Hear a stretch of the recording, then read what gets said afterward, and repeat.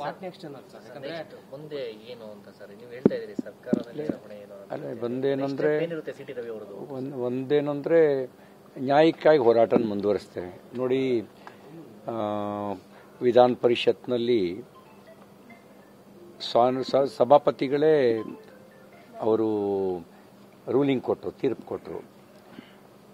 ನಮಗೆ ನಾನು ಎಲ್ಲ ದಾಖಲೆಗಳನ್ನು ಪರಿಶೀಲಿಸಿದೆ.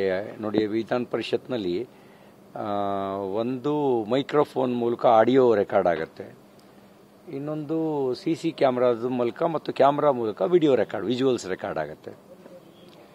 ಇದ್ರ ಜೊತೆಗೆ ಸ್ಟೆನೋಗ್ರಾಫರ್ಸು ಒಂದೊಂದು ಶಬ್ದನ ಯಾರ್ಯಾರು ಮಾತಾಡಿದ್ರು ಅನ್ನೋದನ್ನು ಬರೆದಿಟ್ಕೊಳ್ತಾರೆ, ದಾಖಲಿಸ್ತಾರೆ. 3 ಕಡೆಯಿಂದ ರೆಕಾರ್ಡ್ ಆಗುತ್ತೆ.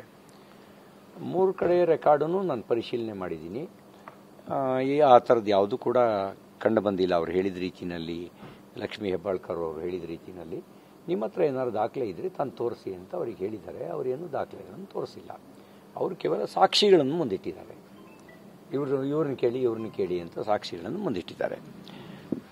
ಅವ್ರು ರೂಲಿಂಗ್ ಕೊಟ್ಟ ಮೇಲೆ ವಿಧಾನ ಪರಿಷತ್ನಲ್ಲಿ ನಮ್ಮ ಕಸ್ಟೋಡಿಯನ್ನು ನಾವು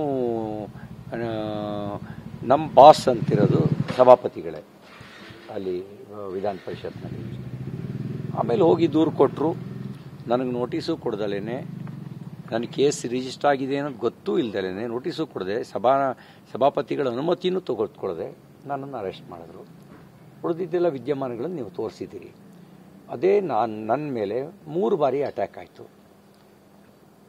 ಮಧ್ಯಾಹ್ನ 3 ಗಂಟೆಗಾಯಿತು, 4:15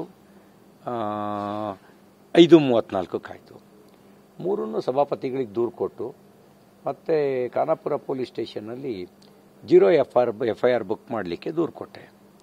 ಹಿಂಬರ ಕೊಡೋದಕ್ಕೆ ಅಶೋಕ್ ಅವರು ಧರಣಿ ಕುತ್ಕೋಬೇಕಾಯ್ತು. ಮಧ್ಯರಾತ್ರಿ 3 ಗಂಟೆಗೆ ಹಿಂಬರ ಕೊಟ್ಟರು, FIR ಕೊಡಲಿಲ್ಲ. ಕಾನೂನು CT ರವಿಯವರಿಗೊಂದು, ಲಕ್ಷ್ಮೀ ಹೆಬ್ಬಾಳ್ಕರ್ ಅವ್ರಿಗೊಂದು ಕಾನೂನು ಕಾಂಗ್ರೆಸ್ ಸರ್ಕಾರದಲ್ಲಿ ಇದೆಯಾ?